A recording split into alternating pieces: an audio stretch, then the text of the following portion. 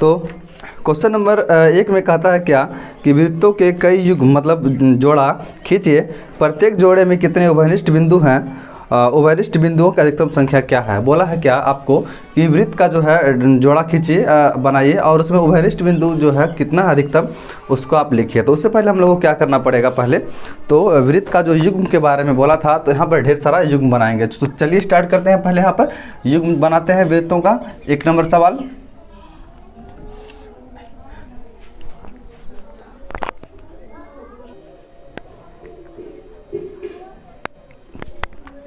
तो हम लोग इस तरह से 5 गो उदाहरण ले लिए हैं, वृत्तों का युग्म बना लिए हैं इसमें। अब कह रहा है इसमें उभयनिष्ठ बिंदु बताइए कितना है। पहला में आते हैं, देखते हैं ये वृत्त अलग है, ये वृत्त अलग है, एक दूसरे को स्पर्श किया ही नहीं है। जब ये दोनों एक दूसरे को स्पर्श नहीं करता है तो कोई भी उभयनिष्ठ बिंदु नहीं होता है। मतलब यहाँ पर आपको लिखना है उभयनिष्ठ बिंदु। इसमें उभयनिष्ठ कितना बिंदु है, तो एक भी नहीं, यानी इसमें उभयनिष्ठ बिंदु हो गया 0। अब बात करते हैं इस सवाल में। इस सवाल में देखते हैं ये दोनों वृत्त एक दूसरे को एक बिंदु पे स्पर्श कर दिया है यहाँ पर। इसका मतलब यहाँ पर आपको लिखना है उभयनिष्ठ बिंदु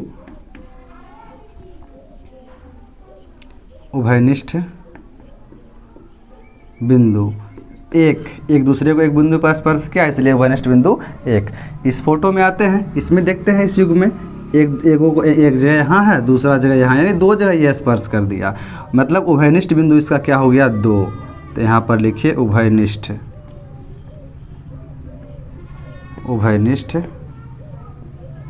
बिंदु 2। इसमें उभयनिष्ठ बिंदु क्या हो गया 2। अब इसमें आते हैं, वृत्त के भीतर में छोटा वाला वृत्त बनाया है, तो ये भी एक दूसरे को उभयनिष्ठ नहीं किया है, मतलब स्पर्श नहीं किया है। मतलब इसका भी उभयनिष्ठ बिंदु क्या हो गया 0। तो यहाँ पर लिखेंगे उभयनिष्ठ बिंदु बराबर क्या होगा इसका 0। यहाँ पर बात करते हैं इसमें, तो ये भी देखते हैं एक दूसरे को स्पर्श किया है एक बिंदु पर। इसका मतलब इसका भी क्या हो गया उभयनिष्ठ बिंदु। अब अगर पूछे आपसे उभयनिष्ठ बिंदु 1।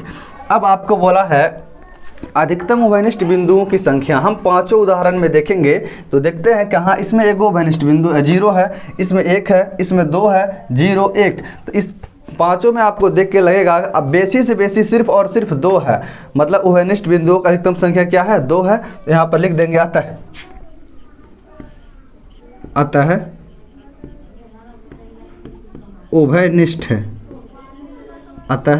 उभयनिष्ठ बिंदुओं की अधिकतम संख्या, उभयनिष्ठ बिंदुओं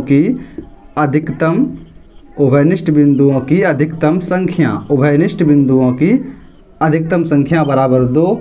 यही आपको बोला था क्या उभयनिष्ठ बिंदु कितने हो सकते हैं। तो अतः उभयनिष्ठ बिंदुओं की अधिकतम संख्या 2 है। तो ये 1 नंबर सवाल था। इस तरह से आप इसको आसानी से बना सकते हैं। चलिए दूसरे नंबर पे बोलता है, मान लीजिए आपको एक वृत्त दिया है, एक रचना इसके केंद्र को ज्ञात करने के लिए दीजिए। मतलब आपको एक वृत्त दिया है, मान लीजिए आपको क्या करना है उस वृत्त का केंद्र ज्ञात करना है। कैसे ज्ञात करेंगे, तो चलिए पहले क्या करते हैं हम लोग यहाँ पर फोटो बनाते हैं। सवाल नंबर 2 है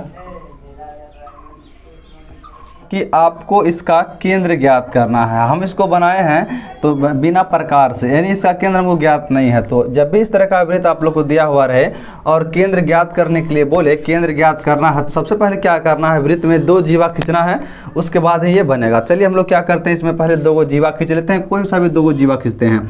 एक जीवा मान लेते हैं, ये खींच दिए यहाँ से यहाँ। एक जीवा यहाँ पर ए है, यहाँ पर बी है। दूसरा जीवा इसी बी से लेते हैं यहाँ पे, यहाँ सी हो गया ये। अब क्या करना है, इसका केंद्र ज्ञात करने के लिए आपको यहाँ पर ए है, यहाँ पर बी है, यहाँ पर सी है। तो सबसे पहले आपको क्या करना है, ए बी का लंब समद्विभाजक करना है।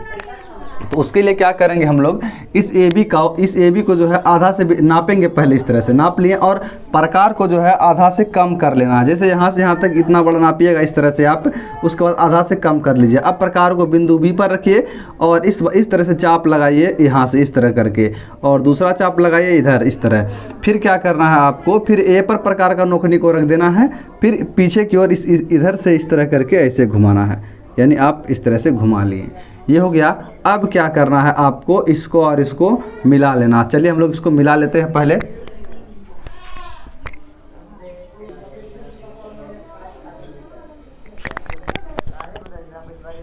तो चलिए हम लोग क्या किए इसको, तो हम लोग क्या किए इसको, दोनों बिंदु को मिला लिए। अब सेम टू सेम जैसे इसमें कि आप सेम टू सेम उसी प्रकार इधर भी करिए।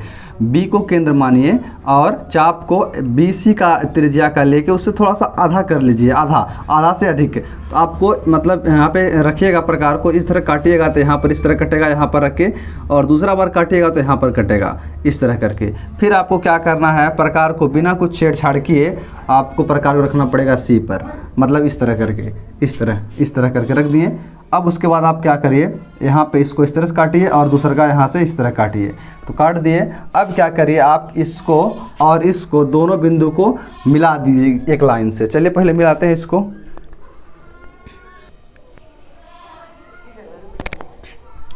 तो चलिए क्या किए हम लोग पहले इसको, ये दोनों बिंदु को यहाँ से यहाँ मिला लें इस तरह से। अब मिलाएं तो दोनों जो है यहाँ पे जो खींचे दोनों लाइन को, ये दोनों का क्या हुआ, एक दूसरे को यहाँ पर प्रतिच्छेद कर दिया। इस बिंदु का नाम आप यहाँ पे लिख दीजिए इस तरह से ओ, मतलब यही इस वृत्त का केंद्र है। तो सबसे पहले आपको क्या, आप लोग यहाँ पे क्या किए, एक बिना केंद्र वाला वृत्त बना लिए। फिर क्या किए, उसमें ए बी तथा बी सी वृत्त की दो जीवा खींचा, यहाँ पर खींच दिए इसमें। तीसरा में क्या किए हम लोग, यहाँ पे रचना के चरण लिख देना है आपको इस तरह से, रचना के चरण, जगह नहीं था, रचना के चरण। अब यहाँ पे क्या कर दिए, तीसरा में क्या करना है, क्या किए आप, ए बी तथा बी सी का लंब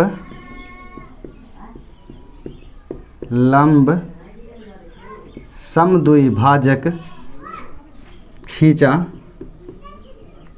जो एक दूसरे को कहाँ पर, तो बिंदु ओ पर प्रतिच्छेद करते हैं।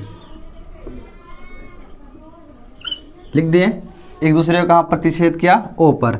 चौथा नंबर है, चौथा नंबर में नहीं, जहाँ पे प्रतिच्छेद किया वही इस वृत्त का केंद्र हो गया। लिख दीजिए, आता है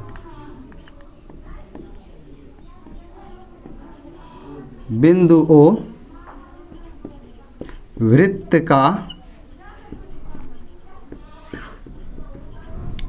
अभिष्ट केंद्र है। बस यही आपको करना था, इतना ही। अब हो गया 2 नंबर कंप्लीट।